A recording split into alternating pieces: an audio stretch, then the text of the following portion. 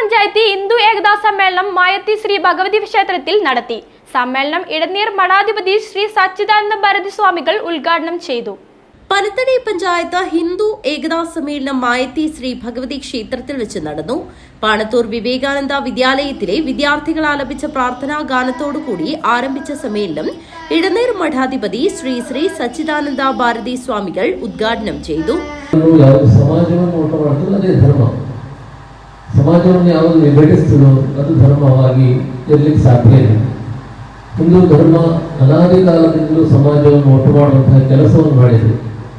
ಯಾಕೆಂದರೆ ನಮ್ಮ ಧರ್ಮದಲ್ಲಿ ನಾವು ಹೇಗೆ ಧರ್ಮದಿಂದ ಬದುಕಬೇಕು, ನಾವು ಹೇಗೆ ಸತ್ಯದಿಂದ ಬದುಕಬೇಕು ಅನ್ನೋದನ್ನು ತಿಳಿಸಿದ್ದಾರೆ. ನಮ್ಮ ಹಿರಿಯರು ಅದರಲ್ಲಿ ವಿಶದವಾಗಿ ತಿಳಿಸಿದ್ದಾರೆ.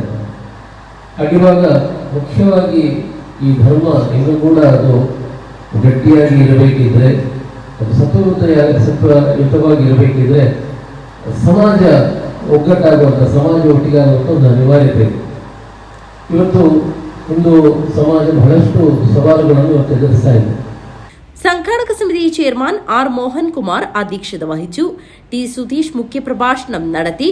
വിശ്വ ഹിന്ദു പരിഷത്ത് മാതൃശക്തി കണ്ണൂർ വിഭാഗ് സംയോജിക സതി കോടോത്ത്, ബ്രാഹ്മണ പരിഷത്ത് ജില്ലാ secretary R Suryanarayana Bhat, NSS taluk union committee അംഗം അഡ്വക്കേറ്റ് നാരായണൻ, SNDP പാണത്തൂർ ശാഖ സെക്രട്ടറി പി വിനോദ്, വിശ്വകർമ്മ സഭ പ്രതിനിധി പുരുഷോത്തമൻ ET, അമൃത സംഘം താലൂക്ക് കോർഡിനേറ്റർ ജയശ്രീ S എന്നിവർ സംസാരിച്ചു.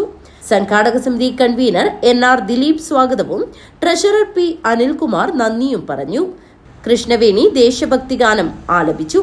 തുടർന്ന് മായത്തി ശ്രീമയി ഭജൻസിന്റെ സങ്കീർത്തനവും നടന്നു.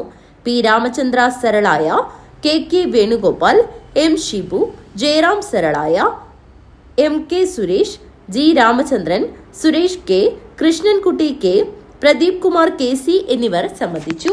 News bureau, Kanhangad.